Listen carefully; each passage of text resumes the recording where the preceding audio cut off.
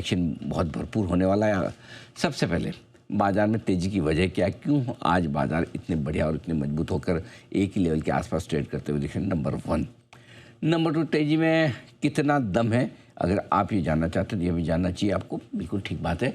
और profit booking कर लें या रुकें, बार बार हम थोड़ा ऊपर के लेवल पे प्रॉफिट बुकिंग भी आते दिख रहे हैं, ये अच्छी बात है।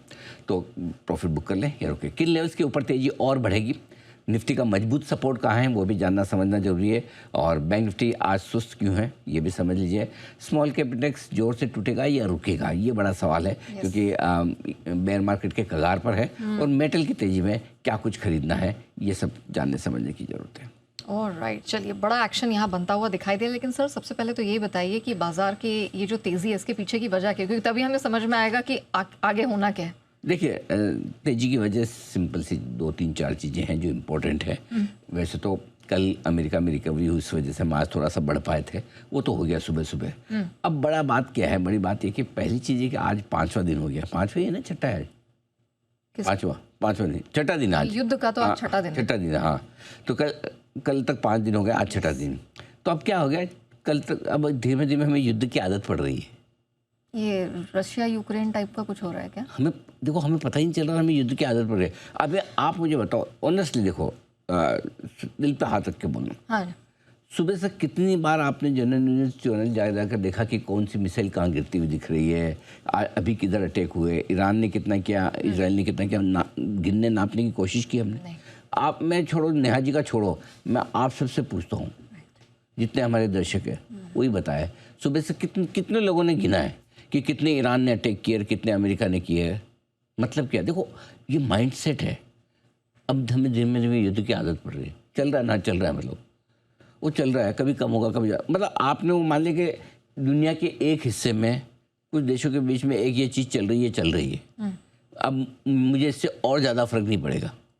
फर्क कब पड़ेगा, जब कुछ और बड़ा हो जाएगा, उसकी हम बात करेंगे। ठीक है। तो कल तक 5 दिन निकल गया, आज छठा दिन चल रहा है, तो 6 दिन में आदत पड़ जाती है आपकी, हो रहा है, मतलब वो लिख भी रहा है। सो आप युद्ध को थोड़ा इग्नोर कर रहे हैं। ये नहीं कि आपने डिलीट कर दिया है कि युद्ध हुआ ही नहीं था, लेकिन क्या होता है कि हाँ यार चल रहा है क्या करेंगे, अब वो वैसे वाली फीलिंग आने, चल रहा है क्या करेंगे फिर। मेन इशू क्या होता है, आपको दिक्कत कब आती है? दिक्कत ये है कि अगर कुछ बड़ा और कुछ नया हो जाए, अब उसी पर रिएक्शन दे रहा है। अब ये कुछ मिसाइल ईरान दागेगा, कुछ इजराइल दागेगा, कोई लेबनान पे करेगा, या ये अमेरिका के कहीं गल्फ बेस पे करेगा, ये सारी चीज़ें गिवन है। ओके। ये अमेरिका धमकाएगा। अब आप बताओ मुझे, सुबह तो उन्होंने वो खबर आई थी पूरा का पूरा, इतने सालों बाद, सेकेंड वर्ल्ड वॉर के बाद पहली बार कोई वो डुबो दिया, वॉरशिप डुबो दिया है, युद्धपोतक जहाज, जी युद्धपोत है, हाँ, तो डुबो दिया। क्या हुआ, मार्केट तो नहीं डूबे। तो वही वाली बात है ना, एक चीज़ पे कितना डराओगे, कितना धमकाओगे, कितना गिराओगे। सिंपल सी लॉजिक बताता हूँ यहाँ, इतिहास से बहुत कुछ सीखने को मिलता है। पहला कोविड का केस आया तो सर्किट लगे थे नीचे के, सही बात है, और जिस दिन 10 लाख आते थे उस दिन आधा, अब तो हाँ 10 लाख ठीक आते ही, 10 लाख तो ठीक है ना, वो आदत पड़ जाती है, बाजार की आदत पड़ रही है। इसीलिए जब तक कुछ नया और बड़ा ना हो जाए, भगवान करे ना हो, न मार्केट के लिए अच्छा है न मानवता के लिए अच्छा है। सही बात है। और सबसे बड़ी चीज़ तो जो मानवता के लिए नहीं अच्छा, वो मार्केट के लिए कभी अच्छा नहीं।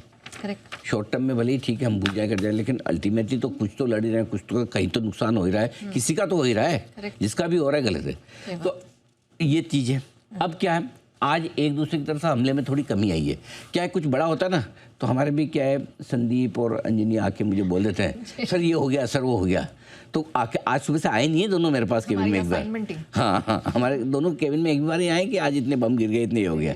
सो मतलब इसका मतलब मैं समझ गया कि ठीक ही चल रहा है मामला, मुझे देखने में। नहीं तो क्या है, बड़ा होता है तो तुरंत आके या हमारे अन्वेष वगैरह जो ट्रैक करते एकदम फटाफट बता देंगे, हमारे वॉर करस्पॉन्डेंट। हाँ, हमारे एकदम, हाँ बिल्कुल, गुरुवार के दिन वॉर पे हमारे सारे एकदम बिल्कुल, इन सब की तो टेंशन ही आज अलग है। इंडिया इंग्लैंड है इनका अलग लेवल की टेंशन चल रही इंडिया इंग्लैंड वाली, ठीक है। दोनों तरफ से भड़काऊ बयान भी नहीं, ना अमेरिका की तरफ से, ना ईरान की तरफ से। रुपए में एक बहुत बढ़िया रिकवरी आज आपने करवा दी सुबह सुबह, thank you very much ji. Vicks में थोड़ी कमी आ गई, जो इतने 2 दिनों से 53% विक्स बढ़ा था, आज हल्का सा कम होता है। जो लास्ट टाइम देखा 10-12% नीचे था, अभी बताइए कितना, हाँ कितना नीचे है, 11%, ठीक है, 10-12% नीचे है, ठीक है। डॉलर इंडेक्स की मजबूती भी जो 100 के आसपास तक पहुंची थी थोड़ी कम हो गई अब, ठीक है, वो एक अच्छा रीज़न है। मेटल शेयरों ने चमक दिखा दी, एकदम सही टाइम पर मेटल देश के काम आ गए। देखो कल गिरे, एक ही दिन में उछल गए, और कल भी हमने बोला था कि मेटल में ज़्यादा मंदी करनी नहीं है, ठीक है। पीएसयू और पावर शेयर दौड़ दिए। अच्छा एक चीज़ और बताऊँ, यहाँ कल अपन बात कर भी रहे थे कि अब मजबूत शेयर घटेंगे, और जो बढ़ने में जो होगा, बढ़ने में वापस वो पहले बढ़ेंगे जो घटे हैं। और आप देखिए अभी भी आज भी बैंक कमज़ोर है, बैंक सबसे लास्ट में घटे थे कल ही, तो बैंकों में अभी भी वो रिकवरी नहीं आई जो दूसरी जगह आई है। तो वो प्रोसेस फिफो मेथड से चल रहा है market, first in first out, है ना। तो पहले जो घटे वो पहले बढ़ने की कोशिश कर रहे हैं, बाद में जो घटे बाद में बढ़े। गिरते समय है, बढ़ते भी लगभग सब है, 80% आई मीन, बाकी 10-20% में ठीक है, सब अपने अपने हिसाब से चलना चाहिए। सर अभी तक आप जो बता रहे हैं सब पॉजिटिव्स लग रहा है, मतलब क्या ये वॉर का भी खतरा नहीं है, कोई और हर्डल्स या कोई और खतरे नहीं है? देखो खतरा मार्केट में कभी नहीं होता, कुछ भी नहीं होता, जीरो होता है जब तक कि आप शेयर खरीदे ना। हाँ, सही बात। शेयर खरीदने के बाद दुनिया भर के खतरे मंडाने लगते हैं आपके सर पे। ऐसा लगा कि मिसाइलें ईरान के सर पे नहीं है, हमारे सर पे है। हाँ, शेयर लेते ऐसे ऐसे खतरे लगने लगते हैं मेंटली।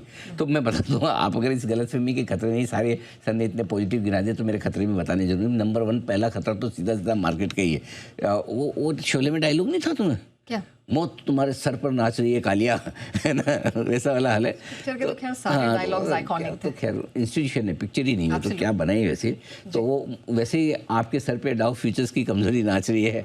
निफ्टी वालों जरा देखो 250 पॉइंट नीचे है, तो थोड़ा ये डर तो रहते ही ना, वापस से 250 पॉइंट थोड़े ठीक ठाक से हैं, मतलब कम नहीं है। 115 पॉइंट अभी थोड़ी देर पहले मैंने नैस्डैक फ्यूचर्स देखा था, तो थोड़ा वो है।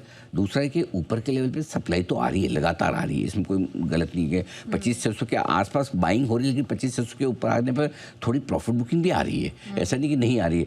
650 के आसपास पहुँचने थोड़ी सप्लाई आती है, वापस नीचे से हिम्मत करके फिर ऊपर जाते हैं मजबूत होकर, फिर पिट के वापस आ जाते हैं। तो देखो ऊपर पिटाई भी बराबर हो रही है, और नीचे हिम्मत करके अब जोश उठा के चलो वापस चलते हैं, इस बार कामयाब होंगे, हम होंगे कामयाब। अब पिट के वापस आए, हम होंगे कामयाब, बस वैसे चल रहा है अभी।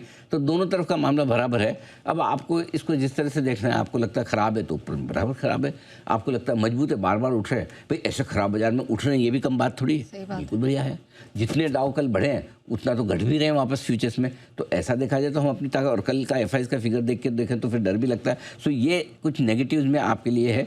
कल की बैंक निफ्टी ने भी आज सपोर्ट नहीं दिया आपको, कल एफआईज की बिकवाली भी थोड़ी बढ़ी हुई है, तो डर तो लगता ही है। और सबसे बड़ी चीज़ जो डर वाली है, जो सबसे बड़ा है, भले हम भूल जाएं कि आज कुछ नहीं हो रहा, लेकिन कहीं ना कहीं जो वो एक तो है ना अलर्ट मेमोरी, और एक जो स्लीपिंग मेमोरी है। स्लीपिंग मेमोरी में ये हमेशा है, युद्ध के मोर्चे पे कहीं कोई ख़राब खबर ना आ जाए, और कब आ जाए पता नहीं। करेक्ट। ये क्या पता तूफ़ान के पहले की खामोशी हो।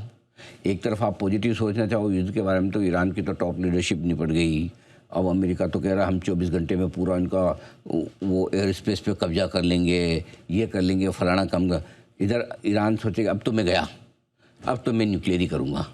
अब उनके पास है कि नहीं अपने को तो नहीं पता, अपने को तो क्या मालूम, हमने तो ज़िंदगी में कभी देखा भी नहीं क्या शेप का होता होगा न्यूक्लियर वाला, ठीक है। लेकिन अगर कोई ऐसी कुछ आ जाए कर जाए अचानक से, सब लेने के देने पड़ जाए, कौन सा 24,300 और कौन सा 24,400, सही बात है। ये 24,000 आ जाए, उसके नीचे आ जाए, बड़ी बात नहीं, न्यूक्लियर की बात हो जाए, सब दरी की दरी रह जाएगी सारी लेवल और सारी स्ट्रेटेजी। ट्रू।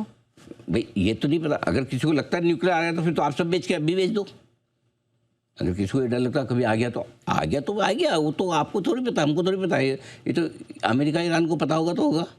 तो ये रिस्क हमेशा रहेगी मार्केट में, और अगर वो डर लगता है तो फिर इसलिए कई बार क्या होता है कि 2 तरीके से आपको इस मार्केट को अप्रोच करना है। बहुत सिंपल है। एक ये कि आप हिम्मत करके लेवल, सपोर्ट लेवल के आसपास आएँ, देखें, खरीदें, नहीं भाई मैं कंफर्टेबल हूँ, मैं यहाँ रिस्क लेने को तैयार हूँ, और भले ही उसके बाद वो नीचे चला जाए, मैं कोई 100, 200, 400 पॉइंट के लिए नहीं ले रहा, मैं तो 2-3 साल के लिए ले रहा हूँ। मुझे मालूम है 2-3 साल में 2 हफ्ते बाद आप हम 2 महीने बाद सब युद्ध की बात भी नहीं करेंगे, भूल जाएंगे, चल भी रहा होगा तो नहीं करेंगे, और बंद हो गया तो बिल्कुल ही नहीं करेंगे, ठीक है। तो मुझे फ़र्क नहीं पड़ता, मैं तो यहाँ लूँगा, नीचे आया तो और लूँगा, एक तरीका होगा। दूसरा तरीका है कि भाई गिरते हुए चाकू मत पकड़ो, वो भी सही है अपनी जगह।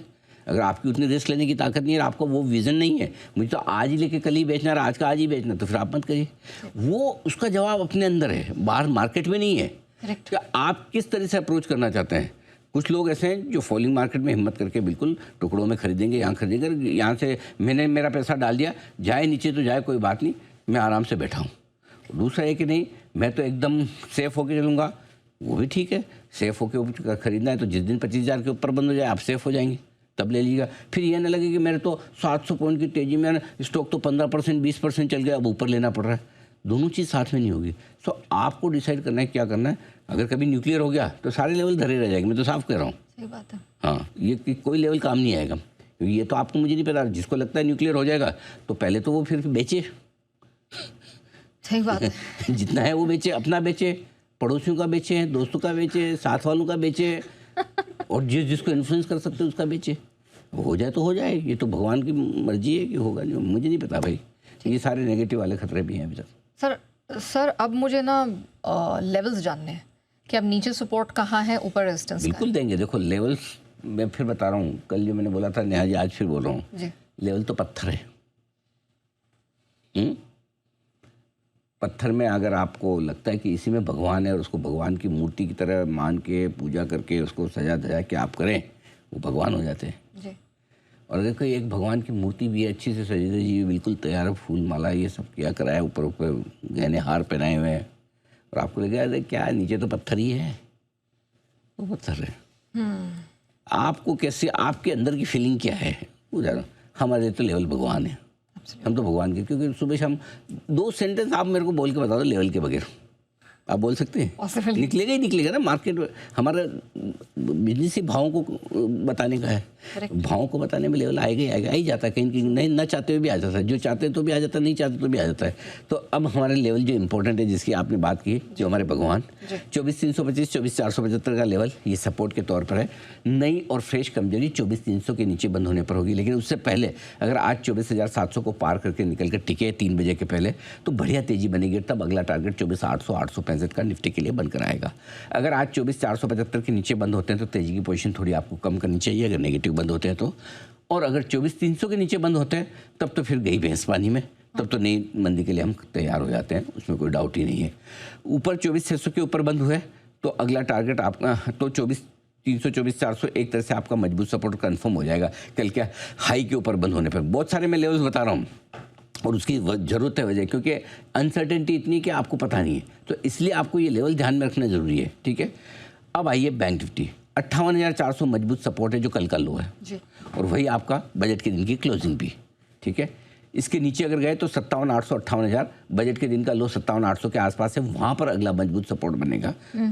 ऊपर की तरफ 59,000 59,200, आज सुबह से हमने बात की, आज भी 59,150 के हाई बनाकर वापस घूम गए। ठीक है, तो 59,200 पर वहाँ पे हमने बेचने की भी राय थी, अगर एग्रेसिव ट्रेडर्स से वहाँ बेचे, कम से कम प्रॉफिट बुक जरूर करें। अब नई कमजोरी बैंक निफ्टी में 58,300 के नीचे ही होगी और 59,200 के ऊपर बंद होने पर मजबूती और बढ़ेगी, जिसके लिए मैं 2:30 बजे और 3:20 पे भी आपके लिए तैयार हूँ। मैं सारे लेवल दूंगा, मैंने रट्टे मार मार के रखे हुए हैं, चिंता मत करिए आप, जब जैसे मौका मिलेगा मैं बता दूँगा।